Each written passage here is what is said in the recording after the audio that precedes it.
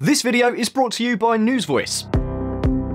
The news is broken. Almost all US media is owned by just a handful of big corporations. Fake news is obviously a huge problem as well, and finding something unbiased can be hard. NewsVoice is revolutionizing the news landscape. It's an app that gives you a personalized news feed by aggregating major news sites, as well as international and independent media, giving some much needed balance. Each news story shows multiple sources, which are all tagged with their bias and perspective. The news affects almost everything in our lives. What we hear and read shapes which persons we trust, what we eat, what we buy, how we vote, and even how we think. NewsVoice is created by its readers, as you can upvote stories that you find interesting so more people will see them. It's essentially a democratized platform for news. Plus, it saves you time. You get all the news and all the sources in one app, so you can be better informed. Oh, and it's totally free. Anyway, get started with NewsVoice today for free through the link below. It's available on both Google Play and Apple App Store. And let's get into the video.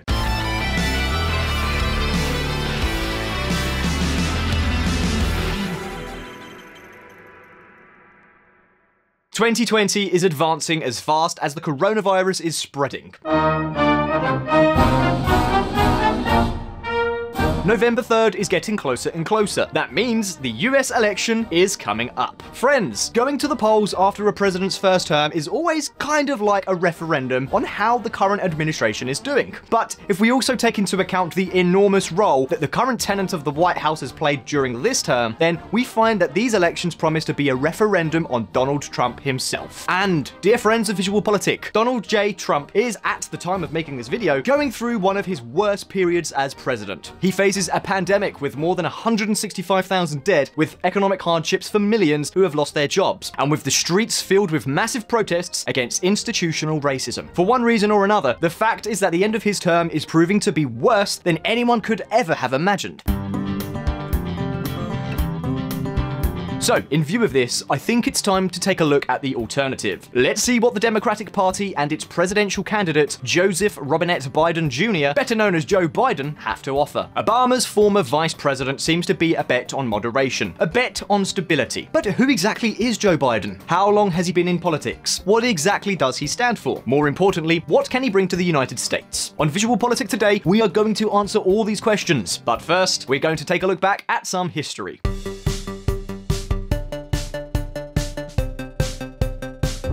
A lifetime in politics.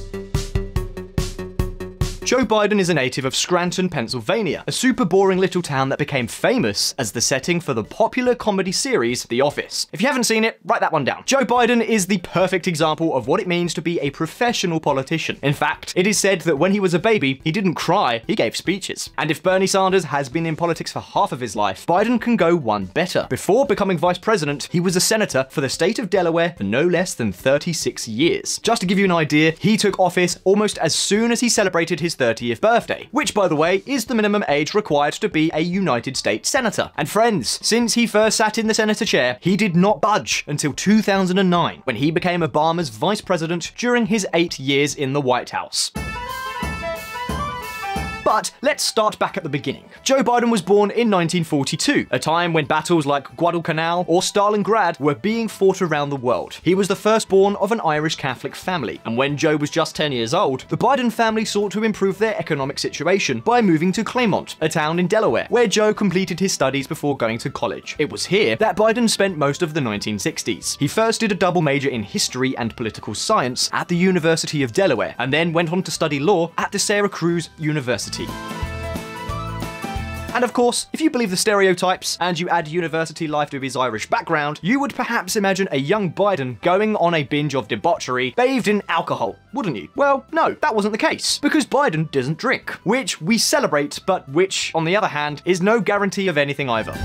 America will have a teetotaler president in either Donald Trump or Joe Biden. The fact is that in 1969, after his college years, Biden began working as a lawyer. At about the same time, he also began his political activity in the Democratic Party as a member of the Newcastle County Council. We're talking about the year 1970. This was a first step before launching his candidacy for the Senate, just 2 years later, in the elections of '72.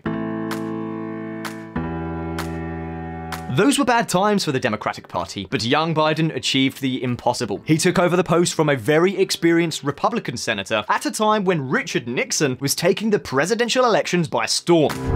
Biden is not an academic. He's not a theoretical thinker. He's a great street Paul. He comes from a long line of working people in Scranton, auto salesmen, car dealers, people who know how to make a sale. He has that great Irish gift. Howard Feynman, former chief political correspondent at Newsweek. Unfortunately, however, a joy in the Biden household quickly faded. Before he even took office as senator, Biden's wife was in a car accident that cost the lives of herself and her daughter. The accident also put the other two Biden children in hospital. At this point, it is said that good old Joe was on the verge of resigning, but the Democrats insisted that he continue. Making it into the Senate before the Republican roll call was a symbol of change, and the new generation of politicians would have to prevail in the post-Nixon era. Politics is a matter of personal honor. A man's word is his bond. You give your word, you keep it. If you do politics the right way, I believe, you can actually make people's lives better. And integrity is the minimum ante to get into the game. Joe Biden. But let's keep going.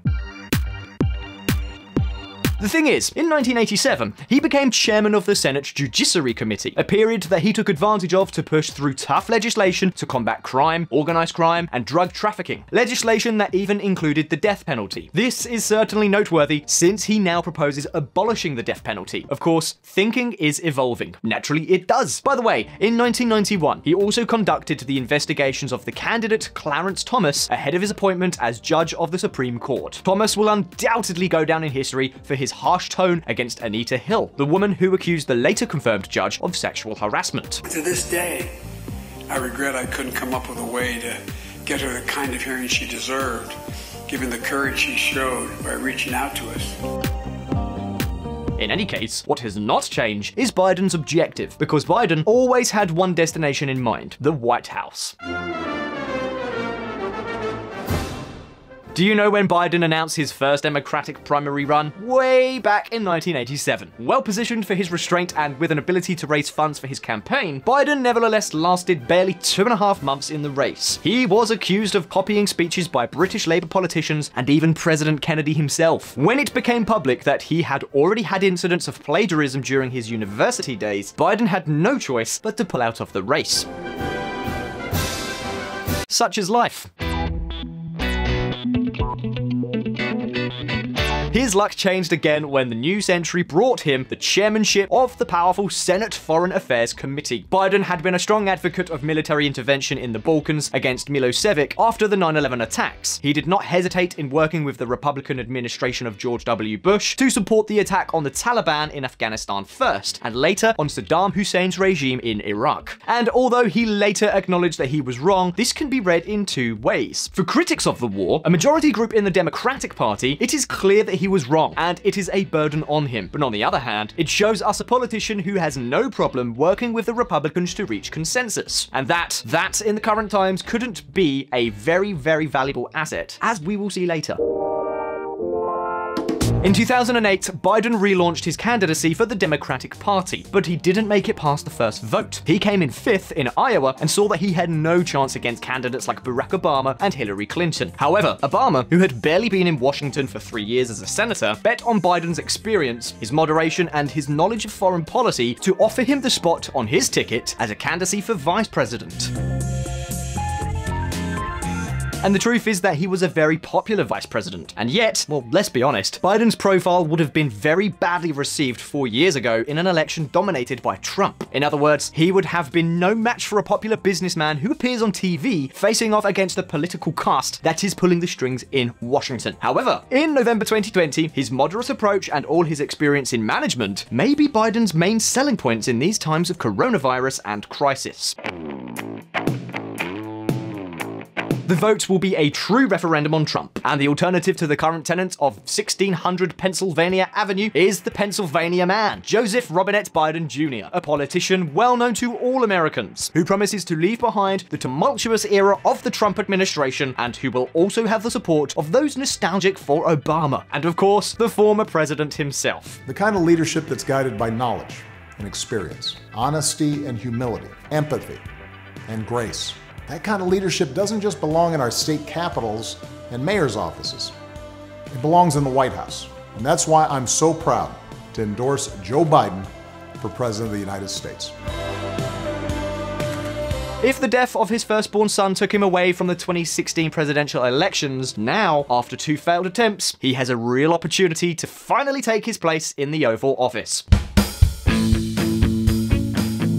Of course, some people wonder if Biden isn't a little too late to the party. Because friends, if he does win the election, he will be 78 years old when he takes the office. 78 years! Which, by the way, is about the same as the average life expectancy in the United States. It's certainly an advanced age by any standards. Of course, the alternative is not so different. At 74, Trump is, along with Reagan, the oldest president seeking re-election. Friends, it's clear that this is no game for the young, but times are progressing, and certainly don't think that such an advanced age necessarily implies having old-fashioned ideas. As movements have emerged within the Democratic Party, Biden has, how shall I put it, stepped to the left to keep up with the times. Listen up. I shouldn't say it on time. I like speed. Sounds good.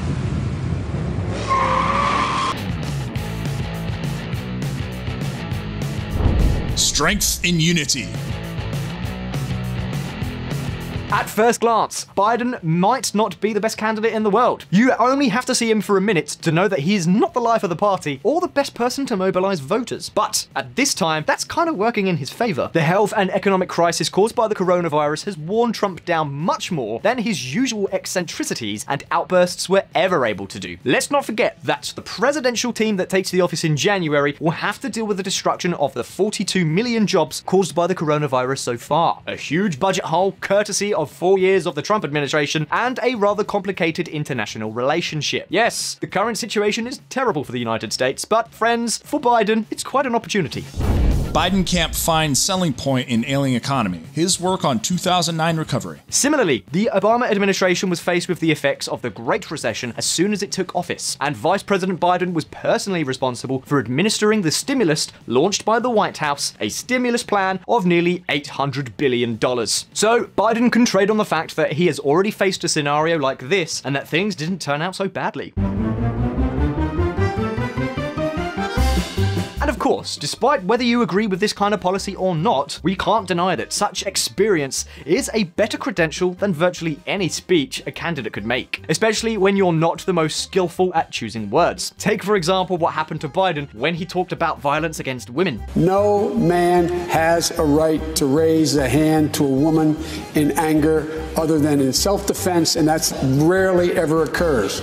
And so we have to just change the culture, period, and keep punching at it and punching at it and punching at it. Really, Joe? You couldn't come up with any better word? So, what is the biggest potential obstacle facing Obama's former vice president? Well, the Hillary Clinton effect. That is, that's what happened in 2016 will happen again, when a good part of Sanders' Democratic supporters refused to vote for the Democrats, and a few even voted for Trump. But then again, things have changed since 2016. On one hand, let's be honest, there's nothing uniting the Democratic Party more right now than the desire to avoid 4 more years of Trump. And on the other hand, because Biden could end up offering a candidacy more to the left than Hillary Clinton offered. This is something that we've discussed in previous VisualPolitik videos. The great success of Sanders, Warren, and rising stars like Ocasio-Cortez would be to move the Democratic Party much further to the left in exchange for their support, that is, their votes. And it seems that's exactly what has happened. For example, Hillary Clinton's proposals to expand the healthcare program known as Obamacare were to cost $200 billion over 10 years. Biden puts nearly 4 times as much on the table, with plans reaching $750 billion. Another difference is that the Democrats no longer label initiatives such as doubling the minimum wage as radical. A $15 an hour minimum wage is long overdue, but it's just the start. We have to make sure every single worker receives the pay and dignity they deserve. And friends, let's not fool ourselves. In this pandemic era, defending and even expanding Obamacare could be a very, very popular drawcard. Then again, getting close to the proposals in Sanders' manifesto would require several federal budgets to support that much spending. In fact, it was precisely the radicalism of Vermont's socialist candidate that led moderate Democratic candidates to withdraw from the primaries race in order to clear the way for the more moderate Biden. And yes, it is true that Biden's positions are still far from those of Sanders, but they clearly have moved closer. So the question is, how does Biden expect to finance his campaign promises? Is he going to raise taxes? Well, yes, he will. At least that's what he's advocating, in a very moderate way, of course.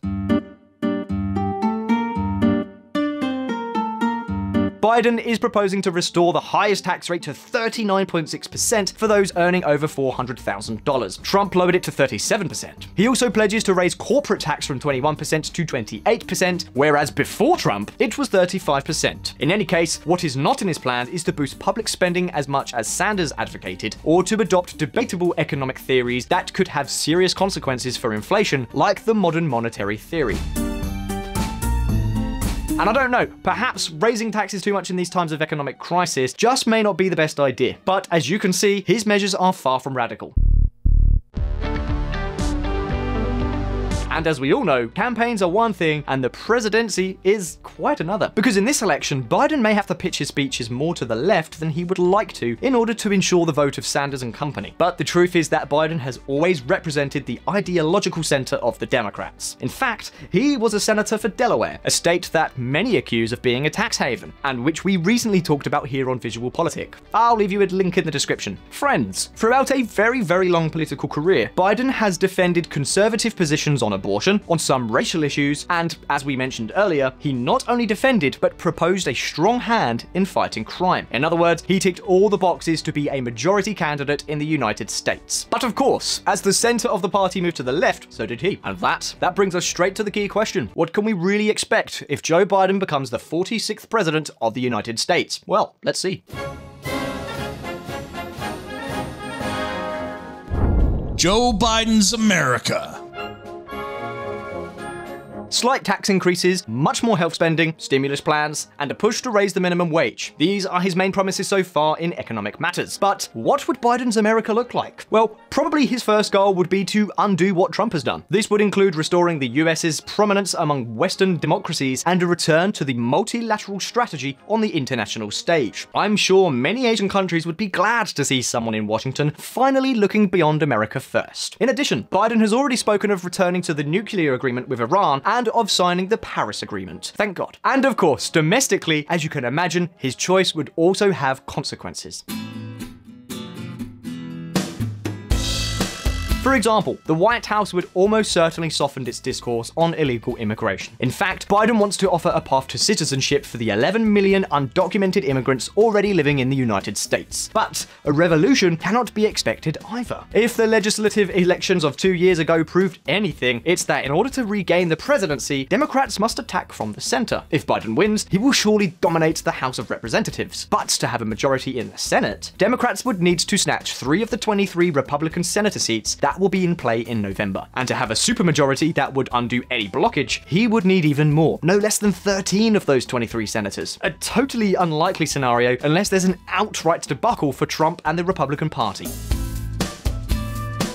But hold on a minute, because while it may surprise us, the truth is that Biden is counting on the Republicans. It seems that his bet is after a hypothetical defeat of the current president, the Republican Party would recover a more centrist tone. And let's not forget that he himself has always stood out as the type of politician capable of bringing Democrats and Republicans together to push through legislation. So the key question is, what could he accomplish now? Well, if you remember the video on Mitt Romney, the Obamacare program was basically inspired by the earlier healthcare reform agreement between Republicans and Democrats in the state of Massachusetts. And if we add to that the impact of the current coronavirus pandemic, I don't know, it just doesn't seem like fantasy to think that any representative of the Republicans could get behind an entire federal health pact. Joe Biden's healthcare plan would spend $750 billion more on Obamacare and cap drug price inflation. Biden's plan is to offer a public option in healthcare. In this sense, it would go further than what was put in place in Massachusetts by offering to buy government health insurance. The goal? For millions of Americans to purchase this public insurance to have a large enough volume of policyholders to make this public option affordable, sustainable, and competitive with private insurance. In addition, Biden wants to extend the public Medicare program, which guarantees healthcare for the elderly and disabled from the age of 60 instead of the current 65. And friends, if both measures are implemented, the future Biden administration would, for better or worse, transform American healthcare as we know it. And frankly, it doesn't seem far-fetched to think that such a plan could have the support of many Republicans. But this is not the only issue on which Biden is proposing a U-turn on Trump's stance. Biden sets out $2 trillion plan for carbon-free electricity by 2035. Let's see, going from zero to a climate plan that invests $2 billion over 4 years, I don't know, it's like going from classical music to death metal. Biden proposes achieving a zero-emissions economy by 2050. In order to do so, he is committed to electric vehicles, promoting clean energy, and supporting research into technologies that capture CO2 from the atmosphere. But hold on a moment, because we've already told you that Biden plays for the center, and here you can see it again perfectly. To give you an idea, Obama's former vice president does not reject nuclear energy or fracking, so I don't know, is it so crazy to think that he could get the support of the Republicans for a federal plan in this area? Don't forget that no one knows what the future holds, not even him. He's going to be your president because some people don't love me, maybe.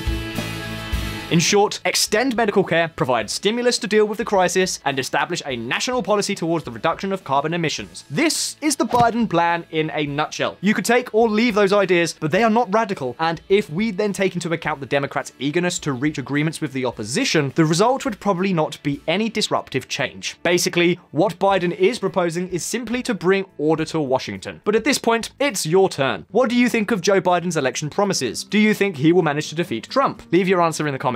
So I really hope you enjoyed this video. Please hit like if you did, and don't forget to subscribe for brand new videos. Don't forget to check out our friends over at the Reconsider Media podcast. They provided the vocals in this episode that were not mine. And also, this channel is possible because of Patreon and our patrons on that platform. Please consider joining them and supporting our mission of providing independent political coverage. And as always, I'll be seeing you in the next video. And if you want to learn more about politics and hear even more of my lovely voice, you can join us at Reconsider Media. We have a podcast at reconsidermedia.com/podcast. See you there.